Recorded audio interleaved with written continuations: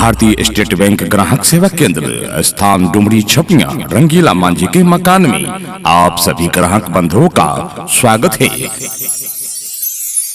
जी हाँ, भारतीय स्टेट बैंक ग्राहक सेवा केंद्र, स्थान डुमरी छपिया, रंगीला मांझी के मकान में, जहां आपको मिलेगी SBI बैंक की सारी सुविधाएं, जैसे कि जनधन खाता, पासबुक से रुपये लेन देन, निकासी एवं जमा एवं आधार कार्ड से भी जमा निकासी करवाएं एवं भारतीय स्टेट बैंक की खाता अब यहीं पे खुलवाएं। खास करके अब आप अपने 10 साल से ऊपर के बच्चों का भी खाता यहीं खुलवा सकते हैं।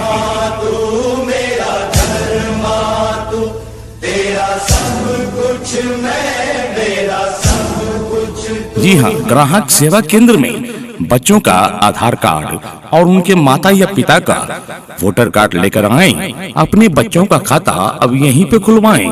भारतीय स्टेट बैंक ग्राहक सेवा केंद्र में, पता है डुमरी छपिया, रंगीला मांझी के मकान में।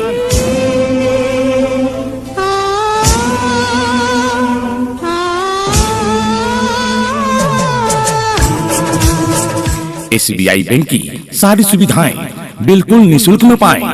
हमारे ग्राहक सुविधा केंद्र में एवं खाता को आधार से लिंक करना, मोबाइल नंबर जुड़वाना एवं KYC की सारी सुविधा उपलब्ध है। आपके ही डुमरी छपिया में, रंगीला मांझी के मकान में, भारतीय स्टेट बैंक ग्राहक सेवा केंद्र।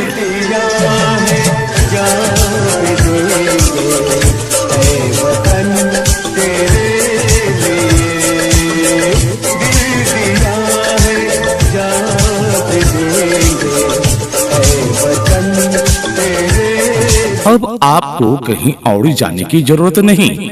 SBI बैंक की सारी सुविधाएं अब आपको अपने ही गांव डुमरी छपिया में मिलेगा।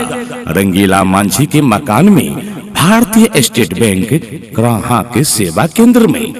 अब आपके शहर, आपके ही गांव में भारतीय स्टेट बैंक की सारी सुविधा मिलेगी। भारतीय स्टेट बैंक ग्राहक सेवा केंद्र में, स्थान डुमरी छपिया, रंगीला मांझी के मकान में।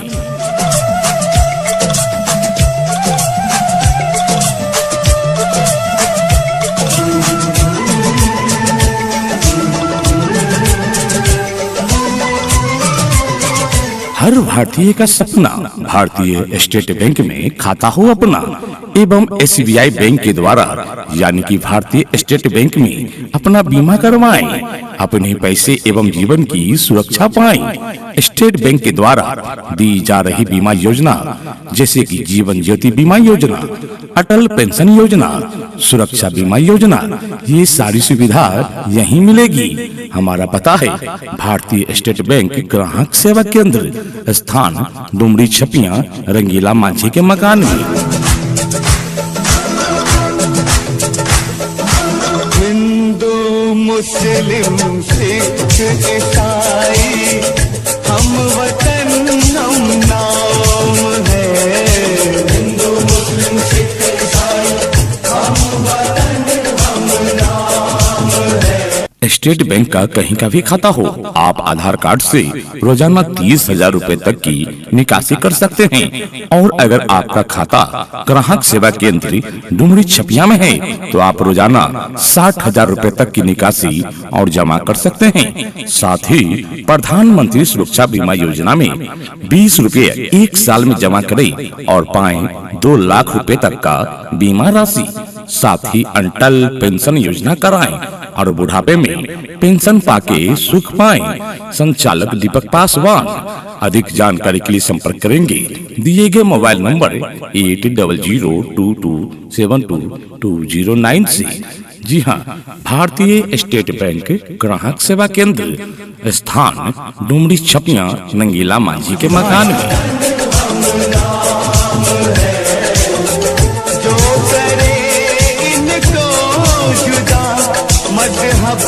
नहीं इल्जाम है, हम जिएंगे और मरेंगे ऐ वतन तेरे लिए।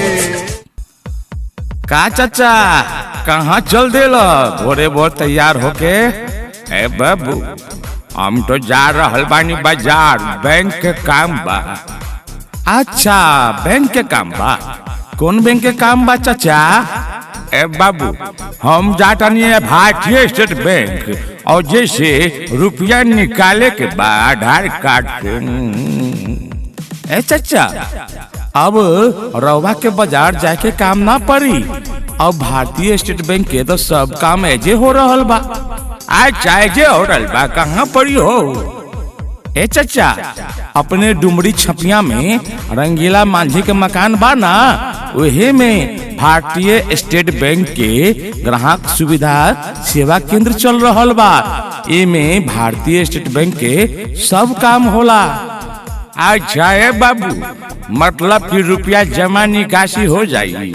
बैंक के मोबाइल से लिंक करावे के बाद, चाहे खाता के आधार से लिंक करावे के बाद, KYC करवावे के बाद सब काम होई। हाँ चाचा, सब काम होई। आरो तो और जे 10 साल से ऊपर के बच्चा बा, ओकरो खाता खुल सकेला है। जे हर आदमी के, हर पब्लिक के अब खाता खुलवावे खातिर कहीं और जाए के जरूरी ना पड़ी, सब के खाता यहीं खुल सकेला। अच्छा बाबू, तो बड़ा खुशी के बात बा। आप तो हमरा सबके बाजार जाके काम ना पड़ी। हाँ चाचा, ठीक कहला। ए बाबू, आज कौन कौन सुविधा मिलेला? चाचा, बीमा योजना मिलेला। बीमा योजना भारतीय स्टेट बैंक में जो बीमा चलता, जैसे जीवन ज्योति बीमा योजना, अटल पेंशन योजना, सुरक्षा बीमा योजना, ये सब अब एजे पे हो जाई। माने कि साल में अगर 20 रुपया जमा करब तो 2 लाख रुपया तक की बीमा राशि बिल्कुल मुफ्त पैब। अच्छा, मतलब 20 रुपया साल में जमा करें तो हमनी के 2 लाख रुपया के बीमा हो जाये। हाँ चाचा, बिल्कुल ठीक समझ लो। अच्छा है बाबू, अटल पेंशन योजना होखेला? हाँ चाचा, वो होखेला। अटल पेंशन योजना में अपना पेंशन करवा करके भर बुढ़ापा सुख में पैब। अच्छा बाबू, तो बड़ा खुशी के बात बा।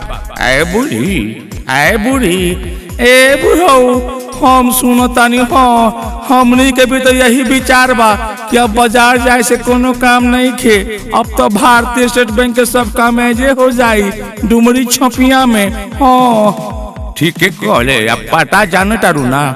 ए बुढ़ऊ, हम जाना तानी। हाँ, रंगीला मांझी के मकान में। अच्छा है बाबू, एक संचालक के बा? चाचा, ना चिन्हला? अरे अपने दीपक बाबू बा, दीपक पासवान। अच्छा, दीपक पासवान, हम तो चिन्ह तानी बाबू, ये तो बहुत दिन से खोलले बाए जा। हाँ चाचा, ग्राहक सेवा केंद्र, यानी कि भारतीय स्टेट बैंक के ग्राहक सेवा केंद्र। अब भारतीय स्टेट बैंक के सब काम, खाता खुलवावा, चाहे रुपया जमा कर, चाहे निकासी करवावा, चाहे बैंक के आधार कार्ड से खाता के लिंक कर, चाहे मोबाइल नंबर जोड़वावा, चाहे बैंक के कोई भी काम हो, सब ऐजे से हो जाई। ए बाबू, बड़ा खुशी की बात बा। ठीक कहला, हम के कह देला। अब हम ना जाए हो जा, हमरा सब काम अब ऐजे हो जाई। देखे बाबू, अपना अगल में बगल में जान पहचान, अड़ोसी पड़ोसी, दोस्त मेहमान, सब के कह दियो कि अपने डुमरी छपिया रंगीला मांझी के मकान में भारतीय स्टेट बैंक ग्राहक सेवा केंद्र चल रहा बा। एकरा में भारतीय स्टेट बैंक के सब काम होखेला। अब कहूँ और जाके काम ना पड़ी, पासबुक से रुपया के लेन देन निकासी जमा ऐजे हो जाई। जनधन खाता यहीं पर खुल जाई। आधार कार्ड से रुपया जमा भी हुई, निकासी भी हुई। अब भारतीय स्टेट बैंक के खाता अब यहीं पे खुल सकेला।